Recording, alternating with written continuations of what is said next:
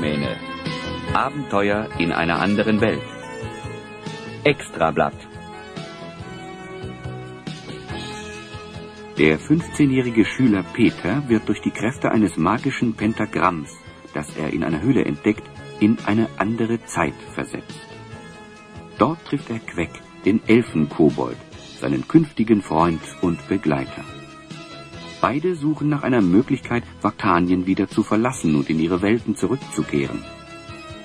Sie treffen auf Melord, den Seher. Von ihnen erhalten sie den Hinweis, dass die Lösung ihres Problems das Amulett des schwarzen Magiers Xavros ist. Aufgrund seiner roten Haare, die es in Vakanien nicht noch einmal gibt, bekommt Peter einen neuen Namen: Feuermähne.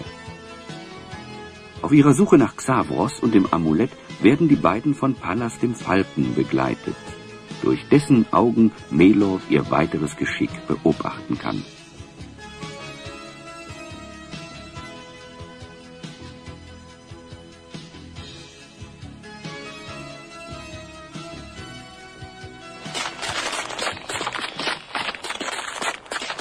Na endlich! Schau, dort auf das Dach des Hauses ist er hingeflogen. Dieses elende Federtier, das kann einen ganz schön auf Trab bringen. Na, also Queck. Immerhin redest du von Melords Falken Pallas. Er mag zwar das Äußere eines Federtiers haben, aber du weißt genauso gut wie ich, dass uns durch ihn und seine Augen Melord immer beobachten kann. Du hast ja recht, Feuermähne, aber wir rennen nun schon den ganzen Tag hinter ihm her. Das muss doch nun wirklich nicht sein. Es kommt mir vor, als würde er uns an der Nase herumführen. Wir haben den Falken schon seit Wochen nicht mehr zu Gesicht bekommen. Und jetzt, wo er endlich wieder da ist, hat das bestimmt auch seinen Grund. Melord will uns durch ihn etwas mitteilen. Ja, wahrscheinlich will er uns mitteilen, dass wir in letzter Zeit etwas zu träge geworden sind und uns dringend bewegen sollten. Er sitzt nun eine ganze Weile still. Vielleicht hat unsere Verfolgungsjagd hier ihr Ende gefunden. Schau nur, was für ein merkwürdiges Haus das ist. Es steht etwas abseits von den anderen Häusern des Dorfes. Es ist von den Häusern hier das einzige, das aus Stein gebaut ist. Bestimmt lebt dort ein sehr wohlhabender Mann. Wenn das ein Wohnhaus sein soll, dann hat dieser Herr aber einen seltsamen Geschmack. In der Tat, wie ein Wohnhaus sieht dieses Bauwerk nun wirklich nicht aus. Dieser überdimensionale Steinquader fügt sich überhaupt nicht in die ländliche Idylle, die unsere beiden Freunde umgibt. Außerdem scheint der Erbauer sämtliche Fenster zu seinem Haus vergessen zu haben. Immerhin gibt's eine Tür. Wir wollen mal sehen, wer da wohnt. Ich weiß nicht so recht, Feuermähne. Vielleicht sollten wir erst mal drüber nachdenken und... Oh. Ein Knabe und ein Zwerg. Ganz recht. So habe ich's erwartet. Ein Zwerg? Wo? Ich kann keinen sehen. Na ja, mein Freund ist etwas empfindlich, was das Wort Zwerg angeht. Oh, verzeiht mir, kleiner Mann. Ich wollte euch nicht beleidigen. Kleiner Mann? Wo? Ich kann keinen kleinen Mann sehen. Nun übertreib mal nicht so. Wenn sie dich mit Guten Tag, Herr Riese ansprechen würde, würdest du wohl schamlos zurückgrüßen, oder wie? Am besten stellst du dich erst mal vor. Mit deinem Namen wird man dich doch wohl noch ansprechen dürfen.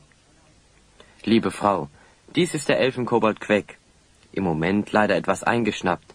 Und mich nennt man hier in Vakanien Feuermähne. Ich weiß. Tretet näher. Ich habe euch bereits erwartet. Pallas hat mir von eurer Mission berichtet. Ich tue meinem alten Freund Melord gerne einen Freundschaftsdienst. Mein Name ist Rona. Ich bin die hohe Priesterin an diesem Ort. Am Ende der Welt. Aber was stehen wir hier draußen herum? Kommt herein in den Tempel. Ihr habt bestimmt einen langen Weg hinter euch und wollt euch ein wenig ausruhen.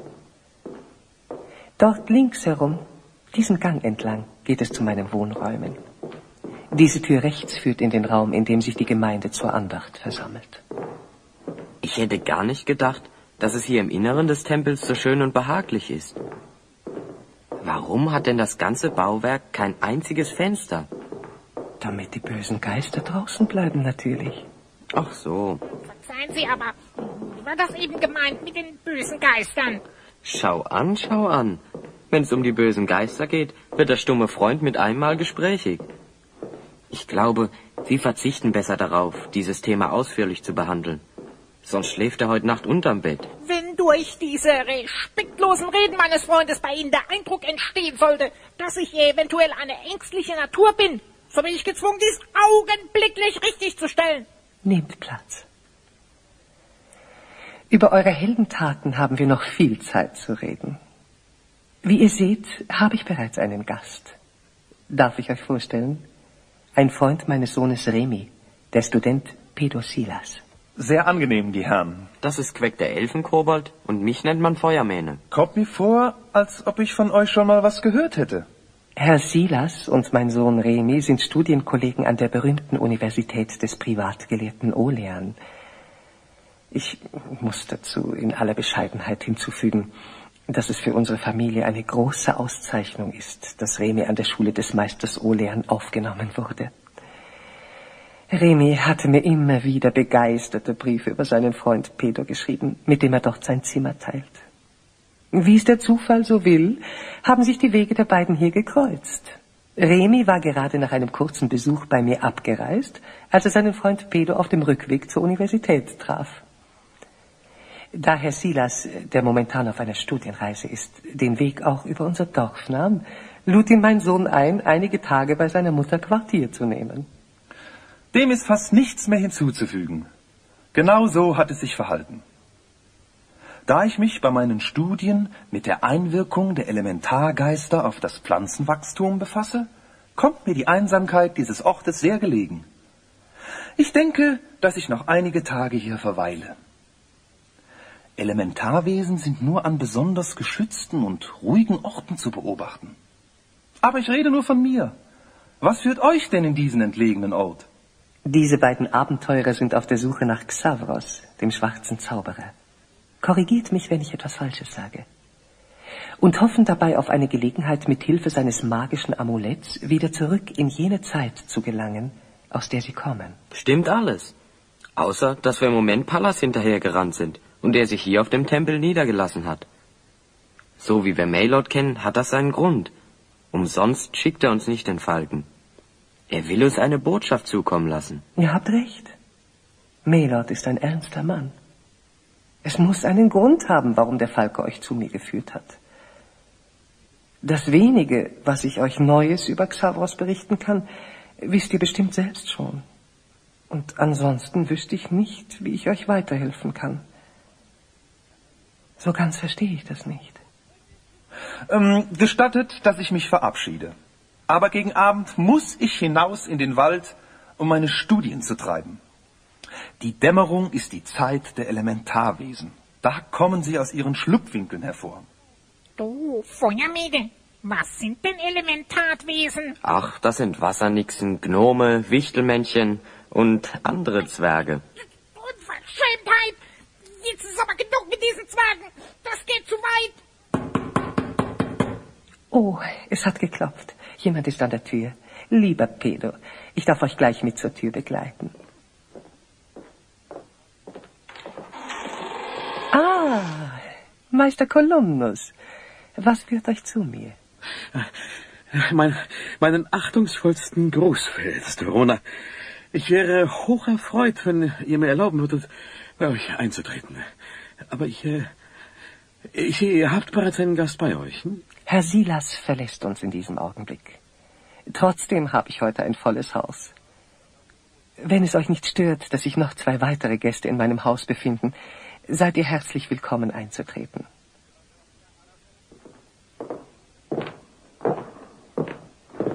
Dies, Meister Kolumnus, sind Feuermähne und Queck. Sie sind hier auf der Durchreise.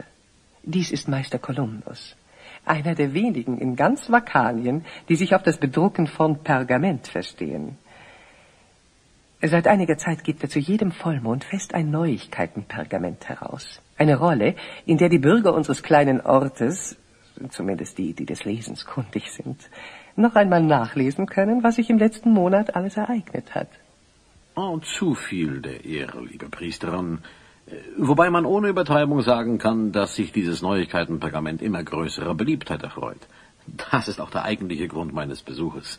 Immer lauter werden in letzter Zeit die Stimmen, die ein wöchentliches Erscheinen meines kleinen Nachrichtenblattes fordern. Die Bürger meinen, dass Nachrichten, die oftmals schon einen Monat alt sind, nicht interessant genug sind.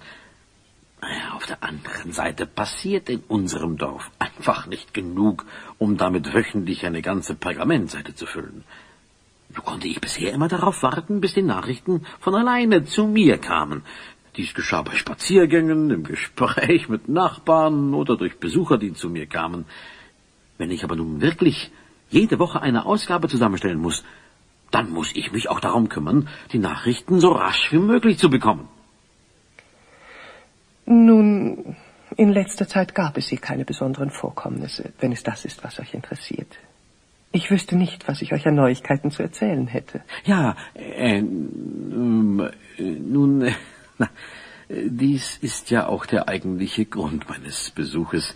Wie ihr schon angedeutet habt, es ist eben so ausnehmend ruhig hier geworden. Man sagt im Dorf, dass zu dem wöchentlichen Gottesdienst immer weniger Besucher erscheinen. Ich möchte nun, wenn ihr mir gestattet, aus eurem Mund erfahren, auf was ihr das zurückführt. Ich denke, es wäre notwendig, dass ihr dazu Stellung nehmt, da einige böse Zungen im Ort bereits behaupten, dass der Gottesdienst, so wie ihr ihn halten würdet,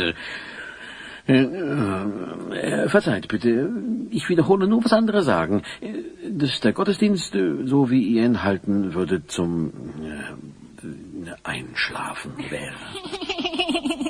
Psst, Quäk, ich verzeihe gar nichts. Unverschämtheit. Was erlaubt ihr euch? Dass ich mir so etwas in meinem eigenen Hause anhören muss. Zum Einschlafen, ja. Aber anstelle dessen auf die Felder gehen und am heiligen Tag arbeiten, damit man noch mehr Geld zusammenraffen kann. Aber was sag ich? Euch habe ich jedenfalls auf diese Unverschämtheit nichts zu sagen, Meister Kolumbus. Betrachtet diesen Besuch als beendet. Ich denke trotzdem, dass es vielleicht gut wäre, wenn ihr auf diese Verleumdungen eine Antwort geben würdet. Hinaus! Ich hoffe, dass ich bei anderer Gelegenheit wieder einmal vorbeikommen darf. Ich sagte hinaus. Kommen Sie lieber beim nächsten Gottesdienst vorbei. Das würde Ihnen auch gut tun. Ja, gern. Ja, das werde ich tun.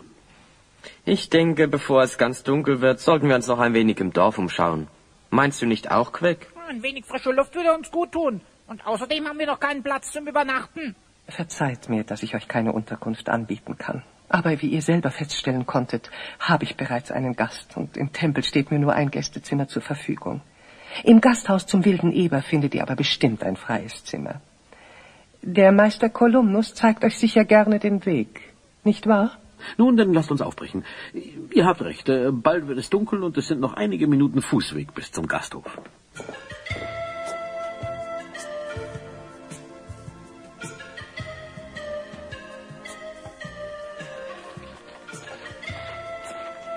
Es scheint mir, Meister Kolumnus, dass ihr da ganz schön ins Fettnäpfchen getreten seid.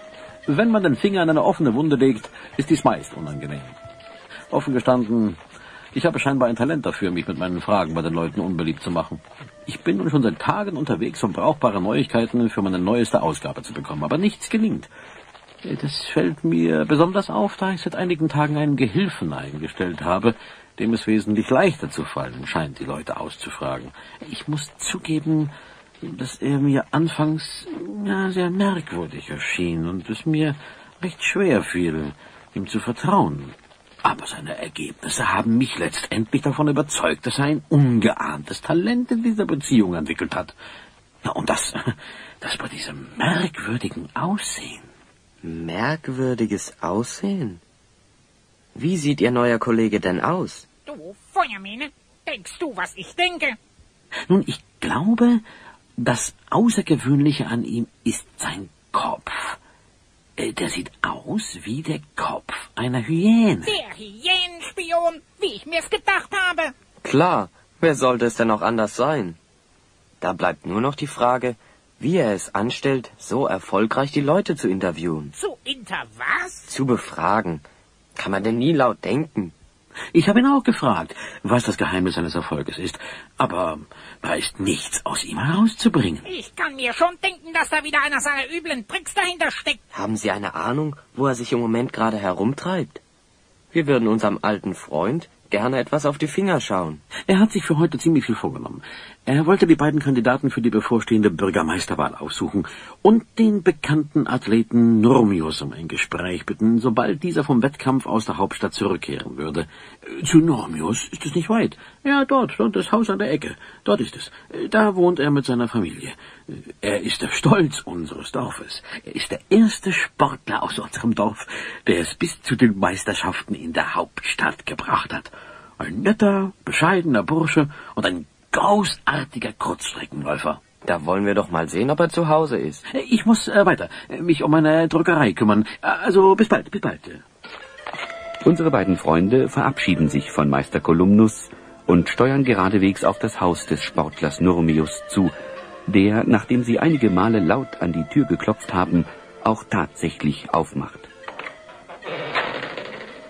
Guten Abend, lieber Nurmius. Dürfen wir Ihnen gratulieren? Nun ja. Gratulieren? Für was denn? Ach so, ja natürlich. Aber wie kommt ihr dazu? Wer seid ihr überhaupt? Mein Freund Queck und ich, man nennt mich Feuermähne, sind begeisterte Sportanhänger. Besonders der Kurzstreckenlauf hat es uns angetan. Als wir beide nun bei unserer Durchreise hier im Dorf hörten, dass in diesem Ort einer der bedeutendsten Vertreter dieser Sportart zu Hause ist, mussten wir einfach vorbeikommen. Und noch dazu, wo wir gehört haben, dass Sie gerade von den Meisterschaften aus der Hauptstadt zurückgekommen sind. Ja, da wollten wir gleich bei den ersten Gratulanten sein. Man kann doch gratulieren, oder? Natürlich habe ich den ersten Platz belegt. Und nun Dankeschön für euren Besuch. Alles Weitere könnt ihr im Nachrichtenpergament übermorgen nachlesen. Aber lieber Nurmius, wir haben den weiten Weg zu euch doch nur aus dem Grund gemacht, weil wir uns brennend dafür interessieren, wie so eine goldene Siegermedaille aussieht. Würdet ihr uns noch den Gefallen tun und sie uns zeigen? Bitte, bitte, bitte. Nun, ja, wie soll ich sagen? Die Medaille ist mir unglücklicherweise auf dem Weg hierher gestohlen worden. Na, da kommen wir ja genau richtig. Beschreibt uns den Räuber, und ihr könnt sicher sein, dass ihr die Medaille umgehend wieder in euren Händen habt. Nun, eigentlich habe ich die Medaille ja verloren. Das heißt, erst dachte ich, der Räuber hätte sie mitgenommen. Und dann stellte ich fest, dass ich sie noch hatte, und vor lauter Freude darüber warf ich sie so hoch in die Luft. Ich geb's auf. Ich kann einfach nicht lügen. Schon dem Ersten, der mich danach fragt, kann ich nicht ins Gesicht sehen. Ich hätte mich nie dazu überreden lassen sollen, zu behaupten, dass ich die Meisterschaft gewonnen habe.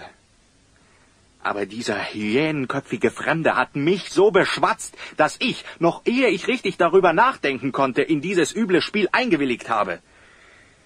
Ich muss die Sache sofort in Ordnung bringen, bevor mein Sieg in dem Neuigkeitenpergament veröffentlicht wird. Na, ganz so siegreich war Ihr Auftreten wohl nicht. Den letzten Platz habe ich belegt. Schon nach den ersten paar Schritten habe ich mich am Knöchel verletzt und musste ausscheiden. Da ist doch nichts dabei, wenn man sich verletzt. Das kann doch jedem passieren. So was hätten Sie doch ruhig zugeben können. Das ist richtig. Aber es besteht noch ein anderer Grund, der es für mich außerordentlich wichtig macht, als Sieger aus diesen Meisterschaften hervorzugehen. Und der wäre? Lysandra Güldenberg. Die Tochter des Magnaten Güldenberg. Er ist der reichste Mann am Ort. Ach, was sage ich, reich. Schwerreich kann man da nur sagen. Und ich bin nur ein armer Schlucker. Lysandra wäre das egal, aber wir beide trauen uns nicht, ihren Vater zu fragen, ob er mit einer Heirat einverstanden wäre, solange ich nicht irgendetwas vorzuweisen habe. Ich verstehe. Wenn schon nicht Reichtum, dann wenigstens der Ruhm. Das haben wir uns auch gedacht. Aber jetzt ist alles aus. Und dazu noch diese Lüge, die ich in die Welt gesetzt habe.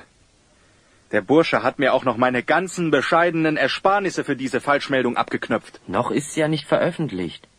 Das lässt sich bestimmt noch reparieren. Ich würde sagen, dass Sie am besten gleich zu dem Magnat Güldenberg gehen und ihm die ganze Sache beichten. Der wird mich in der Luft zerreißen, wenn der hört, dass ich in seine Tochter verliebt bin und wir beide heiraten wollen. Auf der anderen Seite hat sich ja gezeigt, dass ich einfach nicht zum Lügen geschaffen bin. Ich glaube, Ich muss in den sauren Apfel beißen. Mehr als Nein sagen kann er doch nicht. Völlig entnervt und am ganzen Leib zitternd geht Nurmius mit Feuermine und Queck zum Haus, oder man sollte wohl besser sagen, zum Anwesen der Güldenbergs. Unsere Freunde sprechen dem verzweifelten Bräutigam Mut zu, und so ist er einigermaßen gefasst, als sie die Stufen emporsteigen und er schließlich selbstbewusst den Türklopfer betätigt. Guten Abend, die Herren. Was wünschen Sie? Wir möchten gerne, also wir würden, wenn möglich... Ist Herr Güldenberg zu sprechen? Wir kommen in einer dringenden Angelegenheit, die keinen Aufschub duldet. Und wen darf ich melden? Mira, Sie kennen mich doch. Nun, bitte, machen Sie schon. Und melden Sie uns bei Magnaten an. Sagen Sie, Nurmius und seine Freunde sind da. Und sagen Sie auch Lysandra Bescheid, dass sie weiß, dass ich im Hause bin. Na, ich werde sehen, was sich machen lässt. Du, Feuermine, hast du gesehen, dass sie Nurmius zugezwinkert hat? Sie ist in unser Geheimnis eingeweiht und hat Lysandra und mir schon oft dazu verholfen, dass wir uns beide ungestört treffen konnten. Führe die Herren Sportler herein, Mira.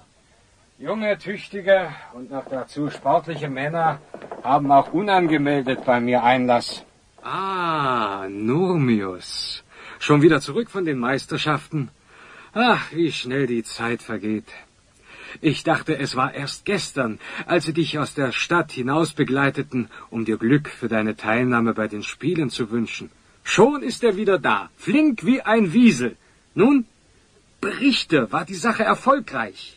Entschuldigen Sie, Herr Güldenberg, wenn ich mich so einfach einmische. Aber ich glaube, es wäre besser, wenn Sie zu dieser Unterredung auch noch Ihre Tochter Lysandra hinzuziehen würden. Meine Tochter? Was in aller Welt hat meine Tochter mit euch zu tun? Na, aber bitte, wenn ihr es wünscht.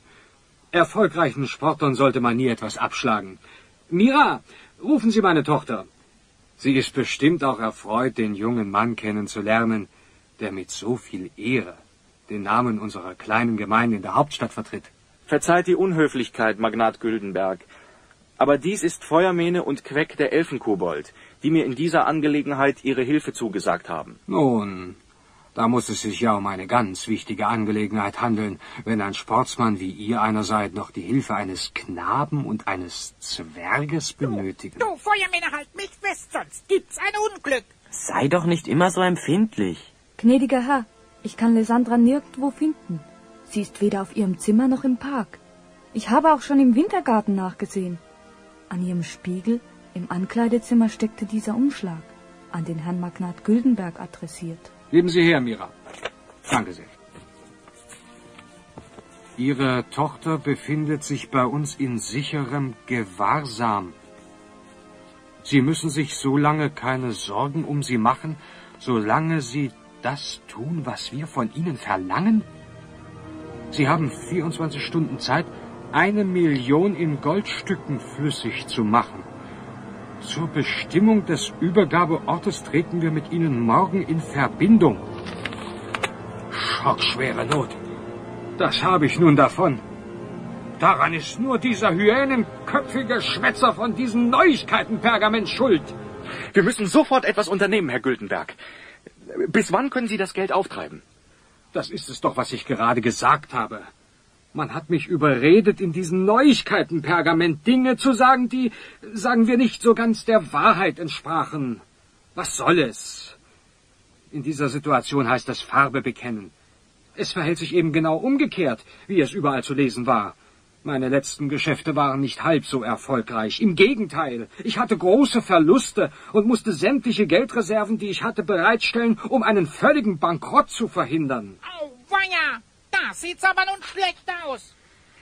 Durch diese Falschmeldung, die, wie ich annehme, auch noch ein hübsches Sümmchen gekostet hat, habt ihr das Leben eurer Tochter aufs Spiel gesetzt. Nun aber mal langsam, Nurmius.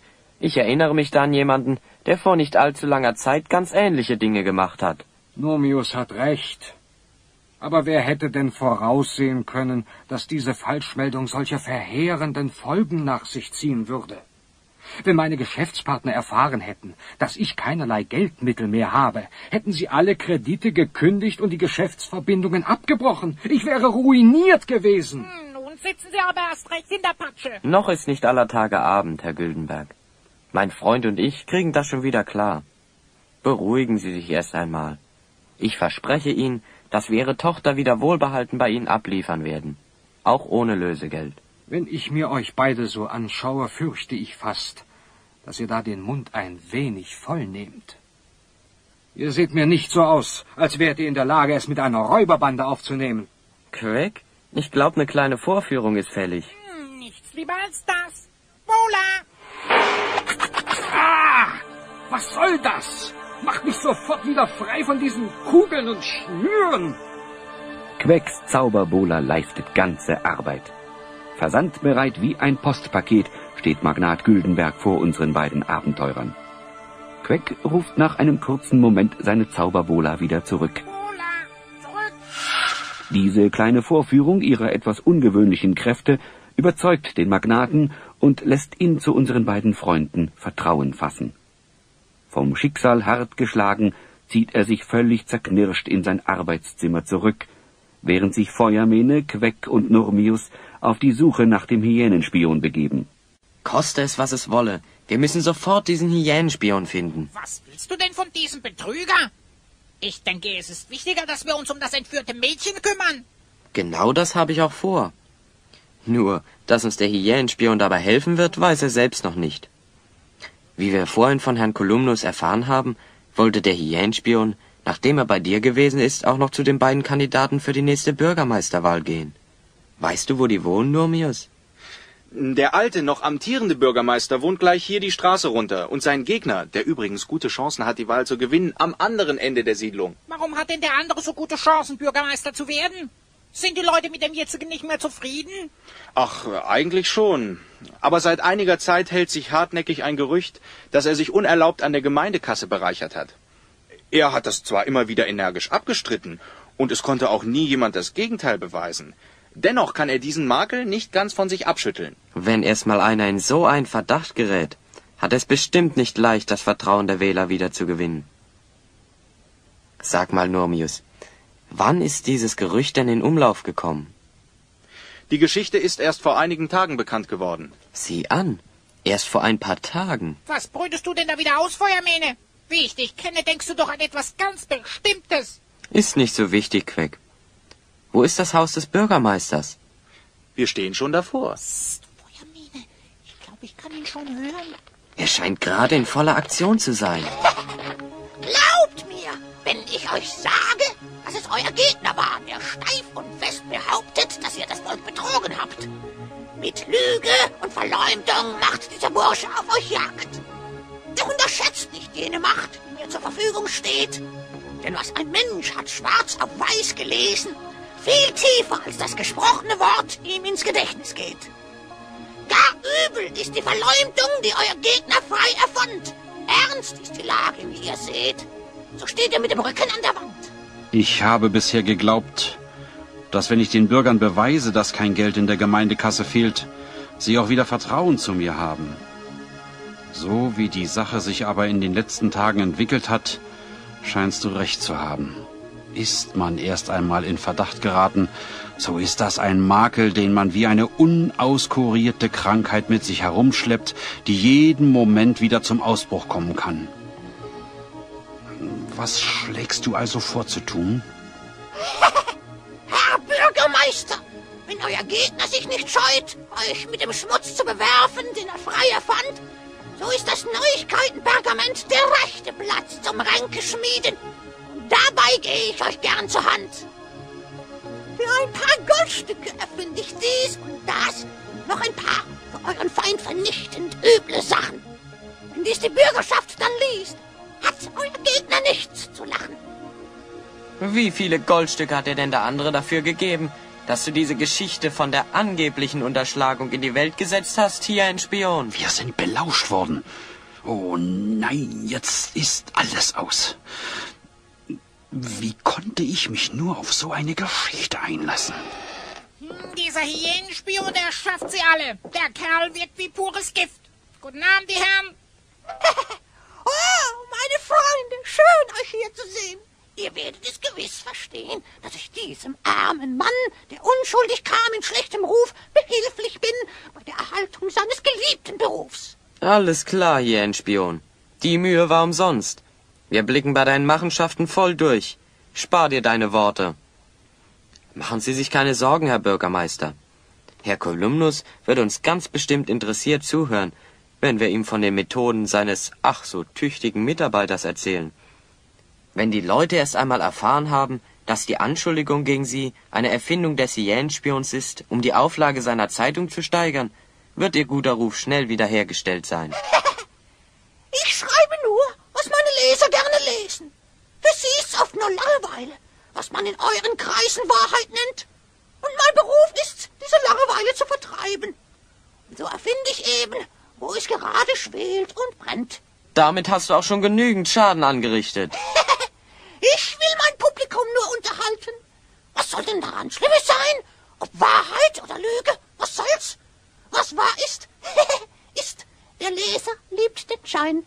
Soll das etwa heißen, dass dieser Bursche meinem Gegenkandidaten diese Verleumdungskampagne aufgeschwätzt hat und sich dafür auch noch bezahlen ließ? Geh mir aus den Augen, du Halunke! Na, und diesem Haderlumpen von Bürgermeisterkandidat werde ich auch noch die Leviten lesen. Wenn ich das alles so recht verstanden habe, dann wolltet ihr doch gerade eben das Gleiche tun, was euer Gegner gemacht hat. Oder etwa nicht? Also das ist Notwehr gewesen. So. Nun, ja, ihr habt recht. Seid bitte so freundlich und behaltet das für euch.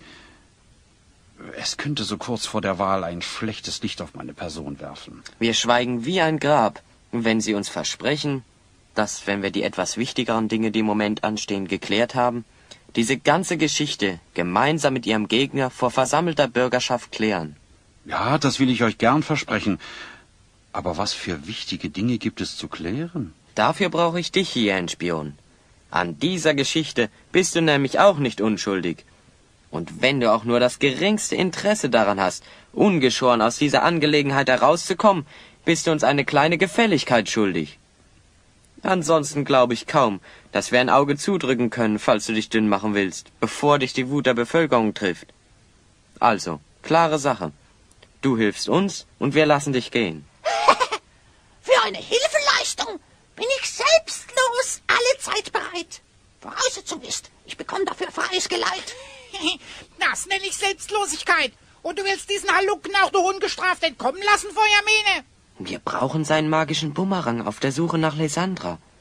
Mit seiner Hilfe finden wir bestimmt heraus, wo die Entführer das Mädchen versteckt haben.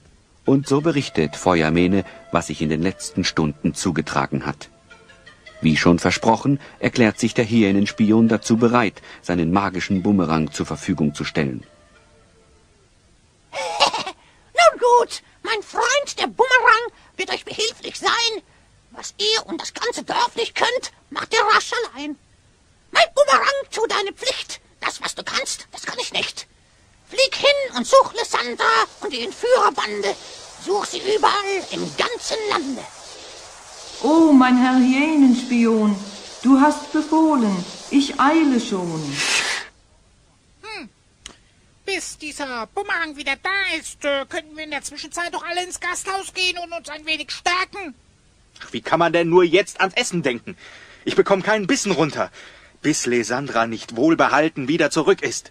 Wenn du glaubst, dass dir dabei das Fasten hilft, bitte sehr. Ich brauche jedenfalls... Nein, das Ding kommt schon wieder zurück. Aus der Traum. Oh, mein Herr Hyänenspion, ich hab sie geschaut, ich hab sie gesehen und hörte auch des Mädchens Flehen. Nicht weit von hier in einer Mühle, die vom Wind getrieben wird, dort hält man sie gefangen. Ich nehme an, ein jeder hier im Dorf weiß, wie man dorthin rasch ohne Umweg kann gelangen. Ein Fenster war nur angelehnt, so flog ich ins Gemäuer. Ein düster, unheimlich Gebäude, selbst mir war nicht geheuer. Dort, wo die Flügel dieser Mühle drehen, hoch oben, im letzten Raum, da ist sie angekettet, an einem Balken, stark wie ein Baum. Diese Schurken, das wird ihnen teuer zu stehen kommen. Sag uns, Bumerang, wie viele von den Entführern hast du gesehen? Ich sah nur einen Finstermann, mehr konnte ich nicht sehen. Die Nacht Sie schreitet rasch voran. Die Zeit, sie bleibt nicht stehen. In der Tat ist es in der Zwischenzeit stockdunkle Nacht geworden. Man sitzt auf der hell erleuchteten Veranda des Bürgermeisters und beratschlagt, was als nächstes zu tun sei. Durch meinen Bumerang habt ihr geschaut, habt ihr gesehen. Ich denke, ich kann jetzt meines Weges gehen. Versprochen ist versprochen. Zieh Leine hier, ein Spion, und bessere dich. Das schmerzt, diesen Burschen einfach so gehen lassen zu müssen. Aber wir müssen uns nun um diese alte Mühle kümmern, von der uns ein Bumerang berichtet hat. Jeder im Dorf kennt die alte Mühle. Schon seit Jahren wird dort kein Mehl mehr gemahlen. Doch wenn manchmal der Wind die Flügel knirschend und ächzend bewegt, glauben manche Dorfbewohner, dass der alte Müller wieder am Werk ist und es sein Geist ist, der da das Korn mahlt. Er ist vor Jahren bei einem Unfall in der Mühle ums Leben gekommen. So etwas ist immer ein guter Grund, dass die einfachen Leute sich alle nur möglichen Fantasiegeschichten einfallen lassen. Die Geister, die sich im Augenblick dort befinden, scheinen jedenfalls aus Fleisch und Blut zu sein. Na, das ist ja sehr beruhigend für dich, Queck. Was soll denn diese Anspielung? Willst du damit etwa andeuten, dass ich auch nur eine Sekunde zögern würde, diese Mühle zu stürmen? Selbst wenn sich dort sämtliche Gespenster Vakaniens versammelt hätten. Ich weiß, dass du keine Sekunde zögern würdest. Na, also... Trotz alledem geht es ja nicht um Stürmen dieser Mühle. Wir müssen daran denken, dass diese Entführer Lysandra in ihrer Gewalt haben. Und bis wir an die herankommen, verstreicht vielleicht so viel Zeit, dass sie noch Gelegenheit haben, ihr etwas anzutun. Dann geht's ihnen aber schlecht. So weit wollen wir es lieber nicht kommen lassen. Wir müssen eine Möglichkeit finden, uns der Mühle unbemerkt zu nähern. Und erst im letzten Augenblick, wenn wir sozusagen schon Auge in Auge mit den Entführern sind, darf man uns entdecken. Auf unsere Zauberwaffen können wir uns verlassen. Aber selbst um deine Bohler zu benutzen, brauchst du zumindest Sichtkontakt. Es ist wirklich nicht so einfach, sich unbemerkt der Mühle zu nähern. Sie steht erhöht auf felsigem Gelände. Ein Anschleichen, selbst bei Nacht, ist unmöglich, wenn Sie auch nur einen einzigen Wachtposten aufgestellt haben. Da haben Sie sich ein gutes Versteck ausgesucht. Selbst wenn dieses Versteck entdeckt ist, ist man dort immer noch verhältnismäßig sicher. Zumindest solange man eine Geisel in der Gewalt hat. Da müssen wir uns aber schon was ganz Besonderes einfallen lassen. Bis tief in die Nacht sitzen unsere Freunde auf der Veranda des Bürgermeisters. Nach stundenlangen Gesprächen, nachdem alle die Für und Wider ihres Planes besprochen sind, finden unsere Freunde endlich ihre wohlverdiente Ruhe. Denn eines ist ganz sicher: In der Nacht ist es vollkommen unmöglich, das Mädchen aus den Händen ihrer Entführer zu befreien. Nurmius, der in dieser Nacht ohnehin nicht schlafen kann, schleicht sich so nahe wie möglich an die Mühle heran und behält sie im Auge, um ganz sicher zu sein, dass keines der Vöglein, die dieser Turm beherbergt, am nächsten Morgen ausgeflogen ist.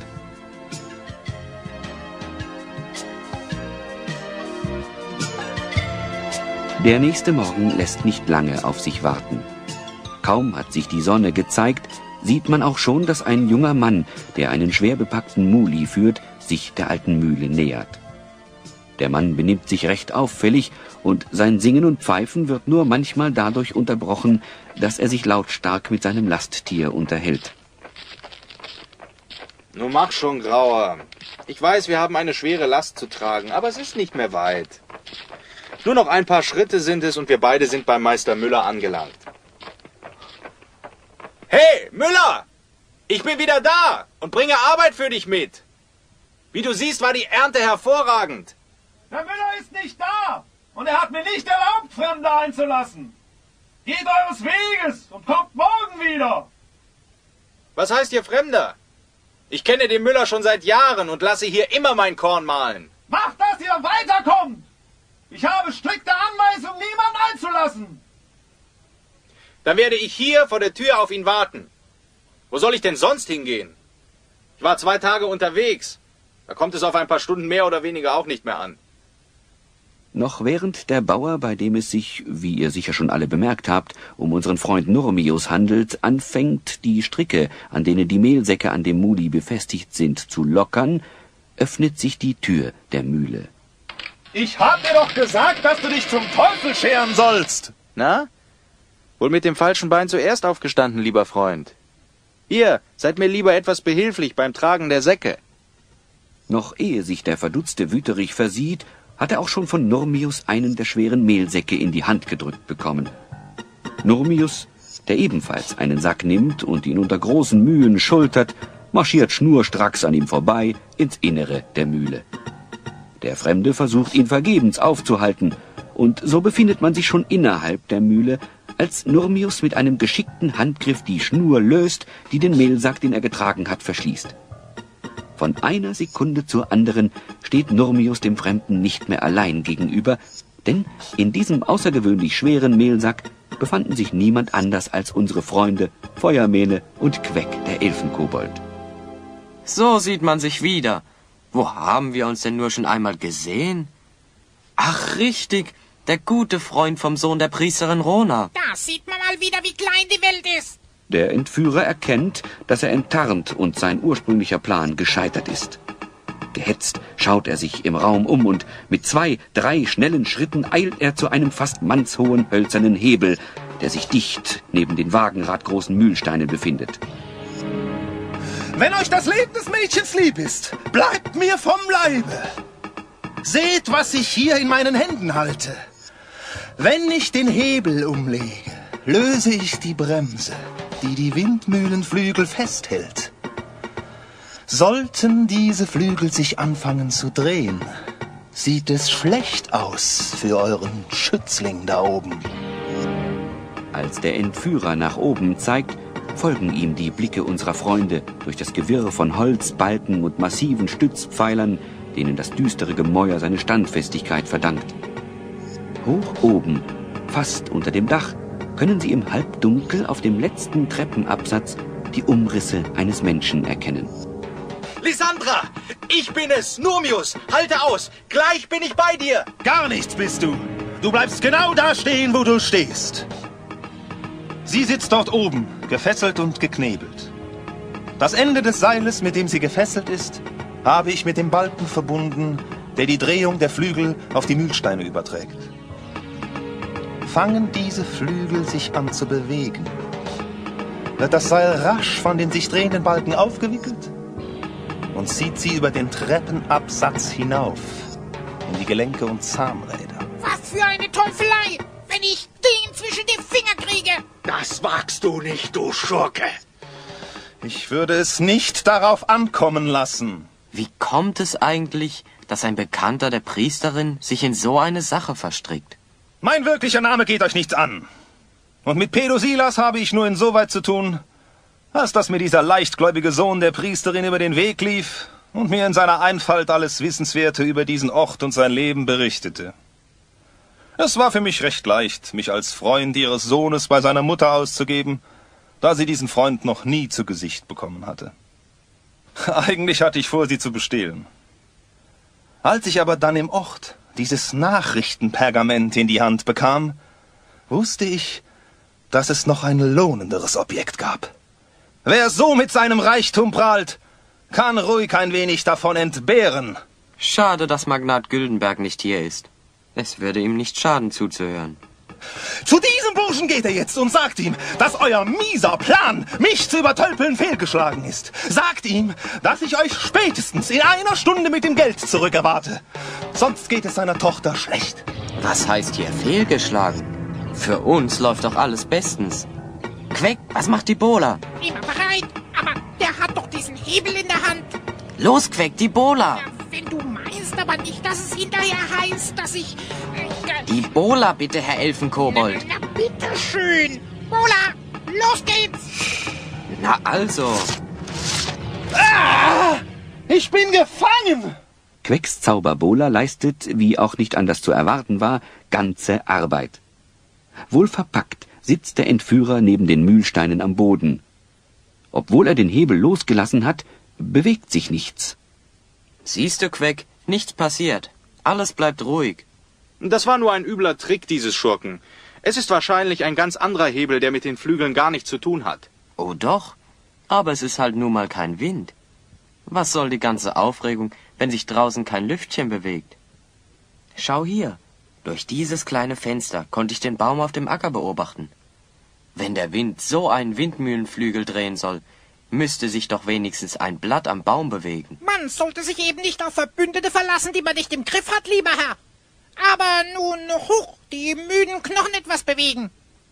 Ach, sie können nicht laufen, weil die Beine so fest verschnürt sind. Na, dann wird eben gehüpft. Hopp, hopp, hopp, hopp, immer im Galopp. Und hier zur Tür hinaus und aufgesessen. Kaum hat Queck die Tür der Mühle geöffnet und ist mit seinem Gefangenen bei dem Muli, kommt mit einem Male ein frischer Wind auf. Feuermene ist mit Nurmius inzwischen die Treppen nach oben gestiegen, um Lysandra von ihren Fesseln zu befreien, als kaum, dass sie auf halber Höhe des Windmühlenturmes angelangt sind, sich unter Ächzen und Stöhnen die Windmühlenflügel langsam zu drehen beginnen. Ich hab vergessen, die Bremse wieder festzumachen. Schnell nach oben, bevor sich das Seil aufgewickelt hat. Die immer noch gefesselte und geknebelte Lysandra muss hilflos mit ansehen, wie sich das Seil mit jeder Drehung der Flügelachse rasch verkürzt, wie es sich spannt und sie langsam über den Holzboden zum Abgrund zieht. Feuermene, der mit Recht spürt, dass er vielleicht nicht rechtzeitig genug oben ankommt, spricht noch auf der Treppe Melords Zauberspruch, der ihm neben Hiebestahl auch noch die Kraft von 12 ausgewachsenen Männern verleiht. Bei meiner roten Haarepracht. Stock, gib mir deine Zaubermacht. Und diese Kräfte sind auch vonnöten, will ein Jüngling sich mit der Kraft des Windes anlegen. Gerade noch rechtzeitig. Ich hab das Seil. Nurmius, schnell, nimm dein Messer und schneid den Strick durch. Ich komme! Oh, verflixt. Ich habe das Messer in der Satteltasche beim Muli gelassen. Kannst du noch halten? Ich muss nach unten den Hebel umlegen. Lysandra kann froh sein, dass ihr Freund ein schneller Läufer ist. Und wenn er auch in der Hauptstadt beim großen Rennen seiner Meinung nach kläglich versagt hat, so kann er doch in diesem Moment alle Anwesenden vom Gegenteil überzeugen. Selbst die Kraft von 12 ausgewachsenen Männern reicht auf die Dauer kaum aus, den Kräften der Natur zu trotzen. Und so ist Feuermene völlig am Ende seiner Kraft, als er endlich ein Nachlassen des Drucks in seinen Muskeln verspürt und erschöpft das Seil aus seinen Händen gleiten lassen kann. Oh. Alles klar da oben? Alles klar. Komm hoch und vergiss das Messer nicht. Nachdem Nurmius Lysandras Fessel durchschnitten hat und sie auch noch von ihrem Knebel befreit hat, fallen sich die beiden überglücklich in die Arme. Alle sind froh, dieser düsteren Mühle endlich den Rücken kehren zu können. Schon bald darauf kann auch Magnat Güldenberg seine Tochter wieder in seine Arme schließen.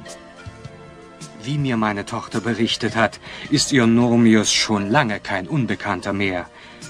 Ich muss zugeben, dass ich unter anderen Umständen meine Zustimmung zu einer Heirat verweigert hätte.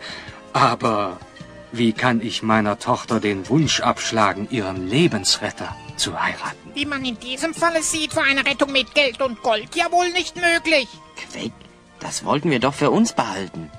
Kein Grund mehr für Geheimniskrämereien, meine Freunde. Ich erhielt vor Stunden die Nachricht, dass sich meine Geschäftspartner, als sie von der Entführung meiner Tochter erfuhren, zu einer spontanen Hilfsaktion entschlossen und bereit waren, alle nötigen finanziellen Mittel zur Verfügung zu stellen. Wie ich unter diesen Umständen erfuhr, waren sie alle schon längst über meine katastrophale finanzielle Situation informiert. Ich habe mich mit diesem Zeitungsartikel ganz besonders vor Ihnen unsterblich blamiert. Extrablatt! Extrablatt! Die üblen Machenschaften des jenen Spions fanden ihre Aufklärung durch Feuermähne und Queck, den Elfenkobold. Alle Einzelheiten im heutigen Neue Nachrichtenpergament. Extrablatt! Sieht so aus, als würden wir noch berühmt. Wart nur ab, Queck. Bald musst du noch Autogramme geben. Na, Herr Kolumnus, wie geht das Geschäft? Dank eures Besuches in dieser Ortschaft hervorragend. Für morgen habe ich schon wieder eine Extra-Ausgabe geplant. Mit der Überschrift Nurmius und Lysandra. Traumpaar des Jahres? Der Entführer der Braut wartet auf seine Verurteilung. Alles über die Entführung und ihr glückliches Ende. Ich sehe, wenn das so weitergeht, wird aus dem Neuigkeitenpergament noch eine Tageszeitung. Ich hoffe, ihr bleibt noch lange bei uns. Da ist wenigstens was los in diesem verschlafenen Nest. Den Wunsch können wir euch leider nicht erfüllen. Wir müssen noch heute weiter. Lasst euch aber nicht einfallen, so à la Hyänenspion eurer Fantasie freien Lauf zu lassen. Nur um die Zeitung zu füllen. Oh, keine Angst, keine Angst. Was dabei herauskommt, das haben wir ja gesehen. Queck, bist du soweit? Können wir gehen? Einen Moment noch, Feuermähne. Sag mal, was kratzt du denn da mit der Gänsefeder auf diesen Pergamentstücken rum? Was soll denn das werden? Ich habe nur schon mal ein paar Autogramme vorgeschrieben, falls mich jemand danach fragt.